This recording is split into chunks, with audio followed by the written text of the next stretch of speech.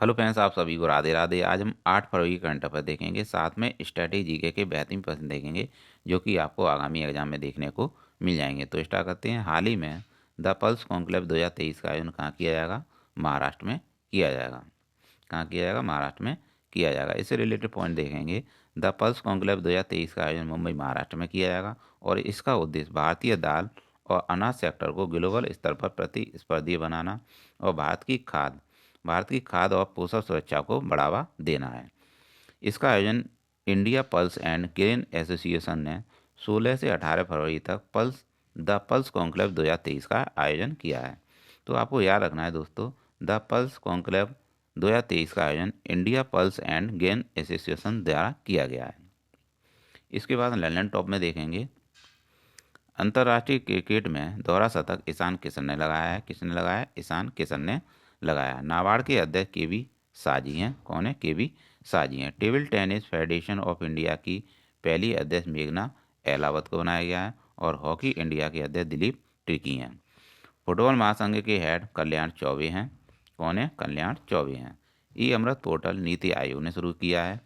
किसने शुरू किया है? नीति आयोग ने शुरू किया और नीति आयोग की स्थापना 1 जनवरी 2015 को हुई थी। सारथी ऐप सेबी का है और सेबी की हेड माधवीपुरी बुच हैं। निदान पोर्टल मादक पदार्थ की तस्करी को रोकने के लिए शुरू किया गया है और निपम ऐप बौद्धिक संपदा के संरक्षण के लिए शुरू किया गया है। इसके बाद देखेंगे COP15 जैव विविधता से संबंधित है जो कि मॉन्ट्रियल कनाडा में हुआ था। COP27 जलवायु परिवर्तन से संबंधित है। किससे संबंधित है? जलवायु परिवर्तन से संबंधित है। दोस्तों, टाइम मैगजीन ने person of the year Zelensky को चुना है। किसे? जेलेंस्की को चुना है जो कि यूक्रेन के राष्ट्रपति हैं। इसके बाद देखेंगे हाल ही में फेम योजना के तहत इलेक्ट्रिक वाहनों की बिक्री में कौन शीर्ष पर रहा है? तो इसका राइट आंसर है दोस्तों, महाराष्ट्र शीर्ष पर रहा है। फेम की फुल फॉर्म है fast manufacturing electric vehicle in India, जो कि आपको याद रखनी है। तो शीर्ष पर कौन है? महाराष्ट्र है। फेम योजना के तहत इलेक्ट्रिक वाहनों की बिक्री में शीर्ष पर महाराष्ट्र है और दूसरा स्थान इसमें कर्नाटक का है। इसका मुख्य उद्देश्य इलेक्ट्रिक वाहनों की बिक्री पर सब्सिडी दी जानी है। क्या दी जानी है? सब्सिडी दी जानी है। दोस्तों, हाल ही में किसने आर्द्र भूमि संरक्षण के लिए आर्द्र भूमि बचाओ अभियान की शुरुआत की है? तो दोस्तों, इसकी शुरुआत भूपेंद्र यादव ने की है जो कि पर्यावरण मंत्री हैं। किसने की है? भूपेंद्र यादव ने की है जो कि पर्यावरण मंत्री हैं। इससे रिलेटेड पॉइंट देखेंगे। आर्द्र भूमि बचाओ आंदोलन की शुरुआत पर्यावरण मंत्री भूपेंद्र यादव ने की है। आर्द्र भूमि के लिए रामसर कन्वेंशन 2 फरवरी 1971 को ईरान में हुआ था। कहाँ हुआ था? 2 फरवरी 1971 का, जो कि ईरान में हुआ था। दोस्तों, इसे लागू किया गया था 1975 में और भारत इसमें 1982 में शामिल हुआ था। रामसर साइट 75 हैं। कितनी है? 75 हैं। तो दोस्तों, आपको यहाँ पे याद रखना है कि आर्द्र भूमि बचाओ अभियान भूपेंद्र यादव ने शुरू किया है जो कि पर्यावरण मंत्री हैं। इसके बाद ललन टॉप में देखेंगे। रामसर साइट 75 है। विश्व आर्द्र भूमि दिवस 2 फरवरी को मनाया जाता है और इसकी 2023 की थीम थी वेटलैंड रीस्टोरेशन इसकी थीम है 2023 की। मॉन्टेक्स रिकॉर्ड में रामसर साइट 3 है। केवलादेव, भरतपुर, लोकटक झील मणिपुर की है। कहाँ की है? मणिपुर की है। दोस्तों, सर्वाधिक रामसर साइट तमिलनाडु में है। कहाँ है? तमिलनाडु में। और पहली रामसर साइट चिल्का झील है जो कि उड़ीसा में स्थित है। कहाँ स्थित है? उड़ीसा में स्थित है। Para badminton of the player of the year 2022 Manisha Ramdas को चुना गया है और ऑक्सफोर्ड द्वारा वर्ष 2022 के लिए चर्चित शब्द ग्लोविन मोड रहा है। कौन सा रहा है? ग्लोविन मोड रहा है। किसान ऐप आईआईटी रुड़की का है। किसका है? आईआईटी रुड़की का है। आईआईटी रुड़की ने शुरू किया है किसान ऐप को। और परम Kamrup super computer IIT Guwahati में स्थापित किया गया है, यानी आईआईटी गुवाहाटी का है। और परम अनंत super computer IIT Gandhi Nagar में है। परम शक्ति सुपर कंप्यूटर आईआईटी खड़गपुर का है और परम Ganga super computer IIT Roorkee का है। दोस्तों, द अर्थशॉट पुरस्कार खेती को दिया गया है। विजय हजारे ट्रॉफी का विजेता सौराष्ट्र रहा है और रणजी ट्रॉफी का विजेता मध्य प्रदेश रहा है। कौन रहा है? मध्य प्रदेश रहा है। रणजी ट्रॉफी का विजेता मध्य प्रदेश रहा है। वासेनार व्यवस्था दोहरी तकनीक को रोकना है। इसका संबंध किससे है? दोहरी तकनीक को रोकने से संबंधित है। और ICFT यूनेस्को गांधी पदक 2022 नरगैसी फिल्म को दिया गया है। किसे दिया गया है? नरगैसी फिल्म को दिया गया है। दोस्तों, हाल ही में स्क्वाड्रन लीडर तुलका रानी को किस राज्य द्वारा G20 सम्मेलन का ब्रांड एम्बेसडर नियुक्त किया गया है? तो उत्तर प्रदेश ने ब्रांड एम्बेसडर नियुक्त किया है तुलका रानी को G20 का। और इससे रिलेटेड पॉइंट देखेंगे। G20 2023 G20 2023 में इसकी अध्यक्षता इंडिया करेगा। कौन करेगा? इंडिया करेगा। और इसकी थीम है वसुदेव कुटुंबकम। क्या थीम है इसकी? वसुदेव कुटुंबकम इसकी थीम है। इसकी बैठक राजस्थान के उदयपुर और जोधपुर में हुई है। कहाँ हुई है? इसकी बैठक राजस्थान के जोधपुर और उदयपुर में हुई है। अब इसकी बैठक उत्तर प्रदेश में आगरा, लखनऊ, गौतम बुद्ध नगर, वाराणसी में होगी। इन जगहों पर इसकी बैठक होगी और इसके लिए ब्रांड एम्बेसडर तुलका रानी को बनाया गया है। किसे बनाया गया है? ब्रांड एम्बेसडर तुलका रानी को बनाया गया है। जो इसकी बैठक होगी, तो आपको दोस्तों यहाँ पर याद रखना है, यहाँ पर आपसे पूछा गया था कि स्क्वाड्रन लीडर तुलका रानी को किस राज्य द्वारा G20 सम्मेलन का ब्रांड एम्बेसडर बनाया गया है? तो उत्तर प्रदेश ने बनाया है। किसने बनाया है? उत्तर प्रदेश ने बनाया है।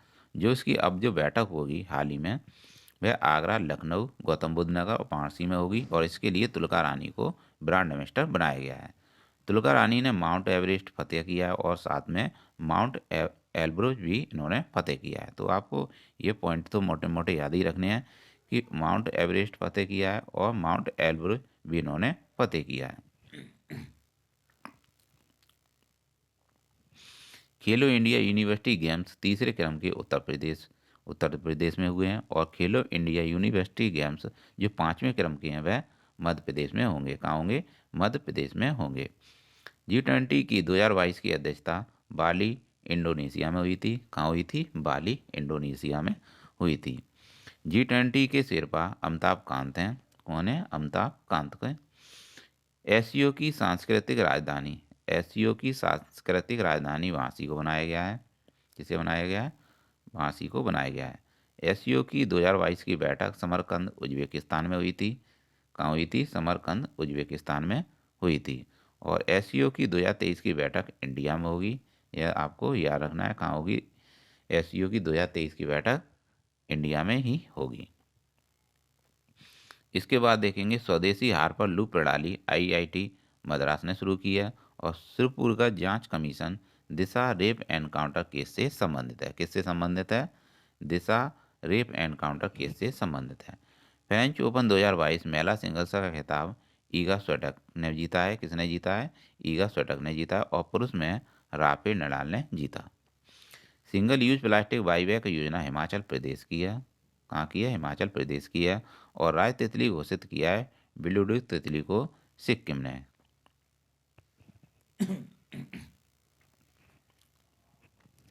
राज्य के पशु हिम तेंदुआ लद्दाख का है। किसका है? लद्दाख का है।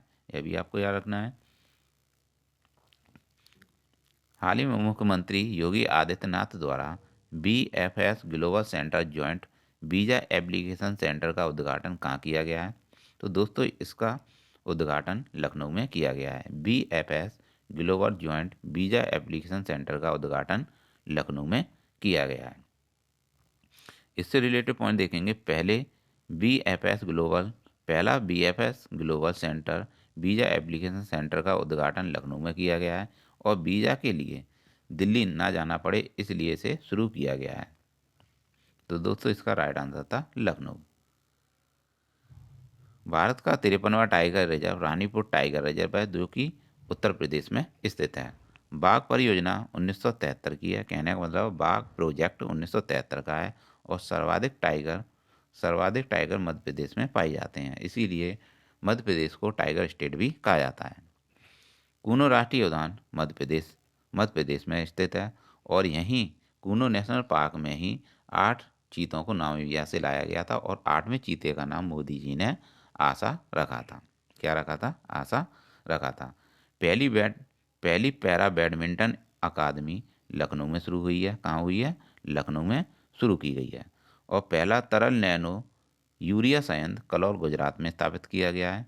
कौन सा? पहला, बात हो रही है पहले की। पहला तरल नैनो यूरिया संयंत्र कलौल गुजरात में स्थापित किया गया है। और दूसरा वाला प्रयागराज में स्थापित किया गया है। और प्रयागराज में ही माघ का मेला लगा है हाल ही में। दूती चंद दाब कहाँ है? कौन है दूती चंद दाब कहाँ है? आपसे पूछ लिया जाएगा कि दूती चंद किससे संबंधित हैं? दाब कहाँ से संबंधित हैं। दोस्तों 3 ग्रैमी पुरस्कार जीतने वाली एकमात्र भारतीय संगीतकार कौन है? तो दोस्तों इसका राइट आंसर है रिकी कैज। रिकी कैज हैं जिन्होंने तीन जो कि 3 ग्रैमी पुरस्कार जीते हैं। तो दोस्तों आपसे यहाँ पूछ लिया जाएगा कि 3 ग्रैमी पुरस्कार जीतने वाले एकमात्र भारतीय कौन है? रिकी कैज, जो कि राइट आंसर है। इससे रिलेटेड पॉइंट देखेंगे। ग्रैमी अवार्ड 1959 के हैं। कब के हैं? 1959 के हैं। और संगीत के क्षेत्र में दिए जाते हैं। या किसके क्षेत्र में दिए जाते हैं? ग्रैमी अवार्ड संगीत के क्षेत्र में दिए जाते हैं, जो कि लॉस एंजल्स अमेरिका में दिए जाते हैं। 2023 का ग्रैमी अवार्ड रिकी कैज को डिवाइन टाइडस एल्बम के लिए दिया गया है, जो पर्यावरण पर आधारित है। तो मोटा मोटा पॉइंट आपको याद रखना है कि जो डिवाइन टाइडस एल्बम है वह पर्यावरण पर आधारित है, इसके लिए इन्हें ग्रैमी अवार्ड दिया गया है। इन्हें 2015 और 2022 में भी अवार्ड मिला है। पहली बार ग्रैमी अवार्ड प्राप्त करने वाले पंडित रविशंकर थे। कौन थे? पंडित रविशंकर थे, जिनका संबंध सितार वादक से है। ग्रैमी अवार्ड पहली बार महिला में तन्वी शाह को मिला है। और नामांकन पाने वाली पहली भारतीय महिला आशा भोसले हैं। कौन है? आशा भोसले हैं। दादा साहब फाल्के अवार्ड आशा पारेख को दिया गया है। दादा साहब फाल्के अवार्ड आशा पारेख को दिया गया है। कौन सा वाला? 52वां दादा साहब फाल्के अवार्ड आशा पारेख को दिया गया है। और 51वां वाला रजनीकांत को दिया गया है। दोस्तों भजन सोपारी का संबंध किससे है? संतूर वादक से है, जिनका हाल ही में निधन हो गया है। साहित्य का नोबेल पुरस्कार किसे दिया गया है? दोस्तों साहित्य का नोबेल पुरस्कार एनी एनक्स को दिया गया है। पोंगल, जल्लीकट्टू ये दोनों त्यौहार तमिलनाडु के हैं। और डुगोंग संरक्षण केंद्र भी तमिलनाडु में स्थापित किया गया है।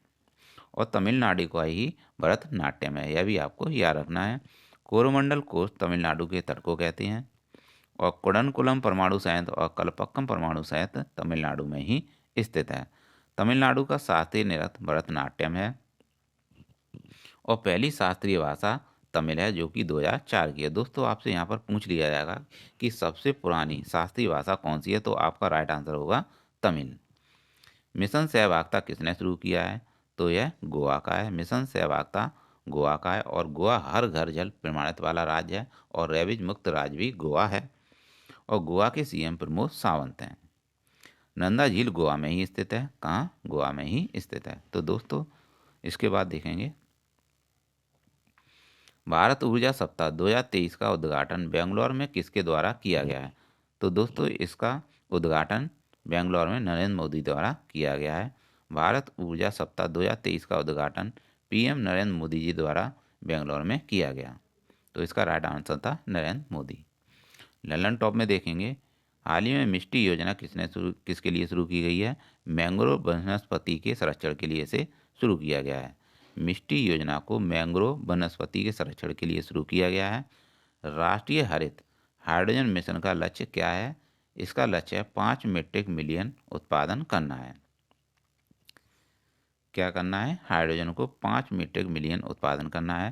पहला वाटर डेटा बैंक एक्वेरियम, जिसे एक्वेरियम कहते हैं, बेंगलोर में शुरू किया गया है। स्टैच्यू ऑफ प्रॉस्पर्टी कहाँ स्थित है? कैंपगोड़ा एयरपोर्ट में स्थित है, जो कि बेंगलोर में शुरू हुई है। शुद्ध शून्य कार्बन उत्सर्जन का लक्ष्य कितना है? 2070 तक इसका शून्य कार्बन उत्सर्जन करना 2070 तक का लक्ष्य है। तो दोस्तों आपसे पूछ लिया जाएगा कि शुद्ध शून्य कार्बन उत्सर्जन का लक्ष्य क्या है? तो 2070 तक का है। तो आपका राइट आंसर होगा 2070। भारतीय ओलंपिक संघ का अध्यक्ष किसे बनाया गया है? पीटी ऊषा को बनाया गया और इन्हें उड़न परी के नाम से भी जाना जाता है। दोस्तों हाल ही में डोप टेस्ट में फेल होने वाली दीपा कर्माकर का संबंध किससे है? तो दोस्तों इनका संबंध जिम्नास्ट से है। किससे है? जिम्नास्ट से है। दीपा कर्माकर जिम्नास्ट हैं और 2016 में रियो ओलंपिक में इन्होंने भाग लिया था। और इनकी चौथी रैंक इन्होंने हासिल की थी। डोप टेस्ट में हाइजेनामाइन इन्होंने दवा का सेवन किया था। जब इनका डोप टेस्ट हुआ था तो उसमें पाया गया था कि इन्होंने हाइजेनामाइन दवा का सेवन किया था, इसीलिए ये डोप टेस्ट में फेल हो गई हैं। तो दोस्तों आपको याद रखना है कि दीपा कर्माकर का संबंध किससे है? जिम्नास्ट से है। और हाल ही में इन्होंने कौन सी दवा का सेवन किया था? हाइजेनामाइन दवा का सेवन किया था, इसीलिए ये डोप टेस्ट में फेल हुई हैं। बहुत ही बड़ी खिलाड़ी हैं। इसके बाद देखेंगे दोस्तों, विश्व एंटी डोपिंग एजेंसी का मुख्यालय बाड़ा में है। और कहाँ है? बाड़ा में है। और इसकी स्थापना 1999 में होती है। बाड़ा की स्थापना 1999 में होती है और मॉन्ट्रियल कनाडा में हुई थी। कहाँ हुई थी? मॉन्ट्रियल कनाडा में हुई थी। तो दोस्तों आपको यहाँ पे ध्यान देना होगा। तो यहाँ पे क्या था? विश्व एंटी डोपिंग एजेंसी का मुख्यालय बाड़ा में है और इसकी स्थापना 1999 में मॉन्ट्रियल कनाडा में हुई थी। नाडा का मुख्यालय नाडा की स्थापना 2005 में हुई थी। कहाँ हुई थी? 2005 में हुई थी। नाडा की स्थापना कब हुई थी? 2005 में हुई थी। यहाँ से मुख्यालय हटा दीजिएगा। शरद कमल टेबल टेनिस से संबंधित हैं और किदाम्बी श्रीकांत का संबंध बैडमिंटन से है और निखत जरीन बॉक्सिंग से संबंधित हैं। लवलीना बोरगोहन का संबंध बॉक्सिंग से है और मीराबाई चानू वेट लिफ्टिंग से संबंधित हैं। तो दोस्तों इन प्रश्नों को आप याद रखिएगा, बहुत ही इंपॉर्टेंट प्रश्न हैं जो कि आपको आगामी एग्जाम में देखने को मिल जाएंगे। तो एक बार और मैं आपको रिवाइज करा देता हूँ। विश्व एंटी डोपिंग एजेंसी का मुख्यालय बाड़ा में है और इसकी स्थापना 1999 में मॉन्ट्रियल कनाडा में हुई थी। और नाडा की स्थापना 2005 में हुई थी। कब हुई थी? 2005 में हुई थी। यहाँ पे मुख्यालय हटा दीजिएगा। शरद कमल टेबल टेनिस से संबंधित हैं, किदाम्बी श्रीकांत बैडमिंटन से संबंधित हैं और निखत जरीन बॉक्सिंग से संबंधित हैं और लवलीना बोरगोहन भी बॉक्सिंग से संबंधित हैं। मीराबाई चानू का संबंध वेट लिफ्टिंग से है। दोस्तों हाल ही में नेशनल आइस हॉकी चैंपियनशिप 2023 का विजेता टीम कौन बनी है? तो ITBP बनी है। कौन बनी है? तो आपको यहाँ पे याद रखना है कि नेशनल आइस हॉकी चैंपियनशिप 2023 की विजेता टीम ITBP बनी है।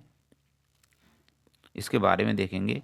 12वीं जो नेशनल आइस हॉकी चैंपियनशिप 2023 का जो आयोजन हुआ था, लेह लद्दाख में हुआ था और इसकी विजेता टीम ITBP बनी है, जिसे भारत तिब्बत सीमा पुलिस भी कहते हैं। और यह 3 बार की विजेता बनी है। कितने बार की? 3 बार की विजेता बनी है।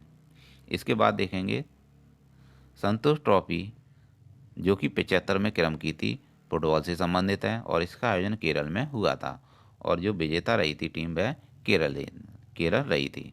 और संतोष ट्रॉफी का विजेता कौन रहा है दोस्तों? इसका विजेता केरल रहा है जो कि फुटबॉल से संबंधित है और इसका आयोजन भी केरल में ही किया गया था। इसके बाद देखेंगे थॉमस कप का विजेता इंडिया बना है, इंडोनेशिया को हराकर। और अंतर्राष्ट्रीय ऊँट महोत्सव बीकानेर राजस्थान में मनाया जाता है। अंतर्राष्ट्रीय गीता महोत्सव का आयोजन हाल ही में कुरुक्षेत्र हरियाणा में किया गया। और मकर विलक्कू केरल का है और केरल में ही और यहीं सबरीमाला मंदिर का त्यौहार यहीं मनाया जाता है। सबरीमाला मंदिर पर ही यह त्यौहार मनाया जाता है। बथुकम्मा त्यौहार तेलंगाना का है जो कि एक फूलों का त्यौहार है। तो दोस्तों आपको यहाँ पे इन प्रश्नों को बार बार रिवाइज करिएगा क्योंकि यह प्रश्न तो आपको रटने ही हैं। यही प्रश्न आपको आगामी एग्जाम में देखने को मिलेंगे। तो आप इन प्रश्नों को छोड़िए मत कर, इनको रिवाइज करिए बार बार, जिससे कि आपका रिवीजन अच्छे से बना रहे। तो एक बार और रिवाइज कराता हूँ। संतोष ट्रॉफी जो कि 75 में क्रम की थी, केरल इसका विजेता था और इसका आयोजन केरल में हुआ था। थॉमस कप का विजेता इंडिया बना इंडोनेशिया को हराकर। और अंतर्राष्ट्रीय ऊँट महोत्सव का आयोजन बीकानेर में हुआ था और अंतर्राष्ट्रीय गीता महोत्सव कुरुक्षेत्र हरियाणा में हुआ था। मकर विलक्कू केरल का है और बथुकम्मा तेलंगाना का है जो कि फूलों का त्योहार है। ने देखेंगे राष्ट्रीय नाट्य विद्यालय द्वारा भारत रंग महोत्सव 2023 के कौन से संस्करण का आयोजन किया जाएगा। तो दोस्तों इसके भारत रंग महोत्सव 2023 के 22वें संस्करण का आयोजन किया जाएगा। 22वें भारत रंग महोत्सव का आयोजन राष्ट्रीय नाट्य विद्यालय द्वारा भारत के 10 शहरों में किया जाएगा। कहाँ होगा? भारत के 10 शहरों में किया जाएगा। ललन टॉप में देखेंगे राष्ट्रमंडल खेल 22वें क्रम के बर्मिंघम में हुए थे और टोक्यो ओलंपिक कौन से क्रम के थे? 22वें क्रम के थे। 33वें टोक्यो ओलंपिक पेरिस फ्रांस में होंगे और फीफा वर्ल्ड कप जो कि 22वें क्रम का था, 22वें क्रम का कतर दोहा में हुआ था। कहाँ हुआ था? कतर दोहा में हुआ था। 15वां हॉकी वर्ल्ड कप भारत के उड़ीसा में इसका आयोजन हुआ। भारत के उड़ीसा में इसका आयोजन हुआ। और चपचार कूट फेस्टिवल मिजोरम का है। किसका है? मिजोरम का है। हॉर्नबिल फेस्टिवल नागालैंड का है। और हॉर्नबिल एक पक्षी का नाम होता है जो कि लंबी चोंच वाला पक्षी होता है। दोस्तों हाल ही में प्रधानमंत्री की आर्थिक सलाहकार परिषद के सदस्य के रूप में किसे नियुक्त किया गया है? किसे नियुक्त किया गया है? तो दोस्तों इसका राइट आंसर है समका रवि को नियुक्त किया गया है। इससे रिलेटेड पॉइंट देखेंगे पीएम आर्थिक सलाहकार परिषद के सदस्य के रूप में समका रानी को नियुक्त किया गया है और इसके अध्यक्ष विवेक देव रॉय हैं। कौन है? विवेक देव रॉय हैं। नीति आयोग के उपाध्यक्ष सुमन बैरी हैं और सीईओ परमेश्वर अय्यर हैं। नीति आयोग की स्थापना 1 जनवरी 2015 को होती है और इसके जो अध्यक्ष होते हैं स्वयं प्रधानमंत्री होते हैं।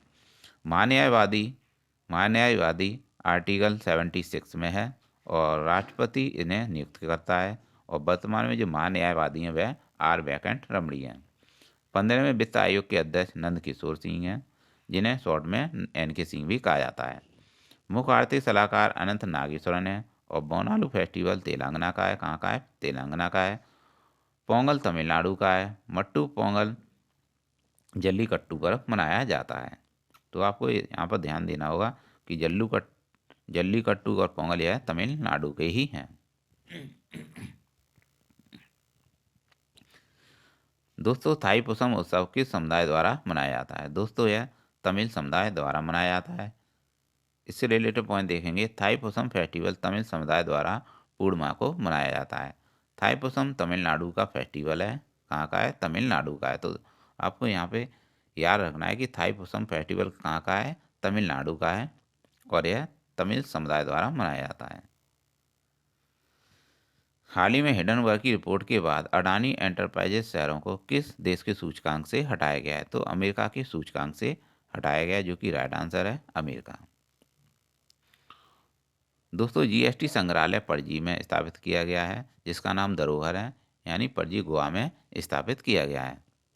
कामाख्या माता मंदिर असम में लगता है। कामाख्या माता मंदिर असम का है और यहीं अम्बुबाची का मेला लगता है। BIMSTEC technology transfer facility Colombo Sri Lanka में स्थापित की गई है और ITU में 4 देश हैं इंडिया, इजराइल, UAE और USA।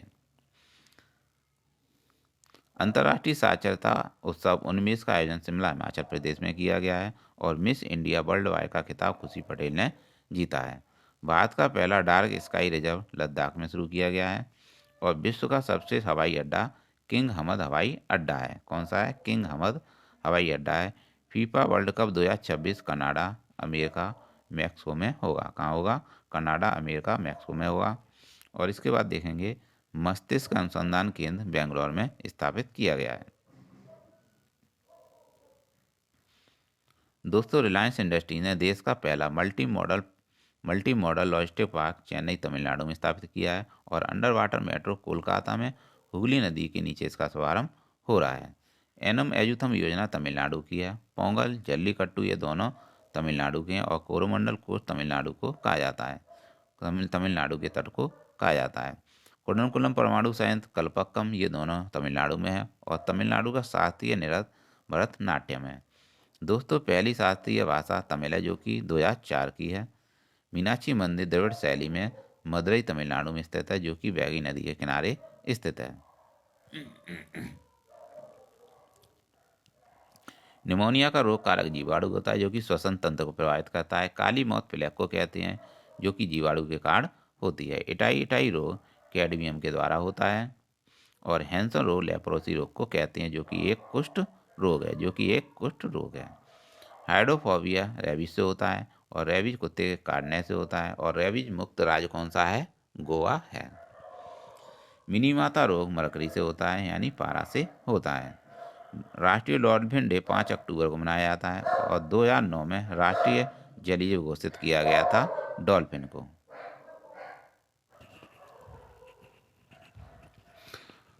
दोस्तों 67वें फिल्म फेयर पुरस्कार में सर्वश्रेष्ठ फिल्म कौन सी थी? शेरशाह थी। इसके बाद दोस्तों देखेंगे हाल ही में पहली बार मनाए गए सर्वोच्च न्यायालय के स्थापना दिवस के अवसर पर मुख्य अतिथि किसे बनाया गया? तो दोस्तों सर्वोच्च न्यायालय का जो हाल ही में स्थापना दिवस मनाया गया था, इसके जो मुख्य अतिथि बनाए गए थे सुंदरेश मेनन बनाए गए थे। कौन बनाए गए थे? सुंदरेश मेनन बनाए गए थे। दोस्तों इसके बाद देखेंगे 26 जनवरी को 74वें गणतंत्र दिवस पर मुख्य अतिथि अब्देल फतेह सीसी थे जो कि मिस्र के राष्ट्रपति थे। कहाँ के? मिस्र के राष्ट्रपति थे। प्रवासी भारतीय सम्मेलन में मुख्य अतिथि मोहम्मद इरफान को बनाया गया था जो कि गुयाना के राष्ट्रपति हैं। कहाँ के? गुयाना के राष्ट्रपति थे। सर्वोच्च न्यायालय ने 73वीं हाल ही में वर्षगांठ मनाई है जिससे रिलेटेड में हम बात कर रहे हैं और इसका हाल ही में स्थापना दिवस मनाया गया है और इसमें जो मुख्य अतिथि थे वह सिंगापुर के मुख्य न्यायाधीश सुंदरेश मेनन थे। सुंदरेश मेनन होंगे। तो दोस्तों ये थी 8 फरवरी के करंट अफेयर्स। मिलते हैं नेक्स्ट वीडियो में। अगर आपको क्लास अच्छी लगी हो तो चैनल को प्लीज़ लाइक और सब्सक्राइब जरूर कीजिएगा। आपसे ये उम्मीद है, आप प्लीज़ आप सपोर्ट करिएगा। जब तक आप सपोर्ट नहीं करेंगे तब तक चैनल भी ग्रो नहीं होगा। तो प्लीज़ आपसे रिक्वेस्ट है कि आप चैनल को लाइक और सब्सक्राइब करें, इससे मोटिवेशन मिलता है सामने वाले को। तो दोस्तों मिलते हैं नेक्स्ट वीडियो में। Thanks for watching.